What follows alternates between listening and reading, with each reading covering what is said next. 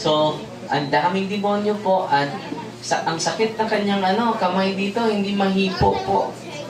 Pati yung likod niya, masakit daw. Pero sa awa ng Diyos, sa series of exorcism, 1 week sila dito.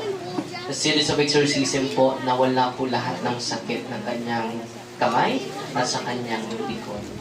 Amen? Amen.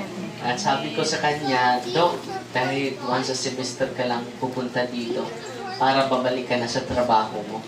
Dahil ang plano niya, mag-retiro na siya, early retirement po. Dahil hindi niya naintindihan. Tatlo ng doktor nilapitan niya, wala pa rin improvement. Pero yung oil at tubig, hindi expensive. No? Tubig, hindi mahal. Di ba? Pwede kukuha sa gripo natin. Yung olive oil, no? May presyo yung olive oil, galing sa ibang bansa pa yon, di ba? Tuwang-tuwa po siya. At bumalik na po siya ngayon sa kanyang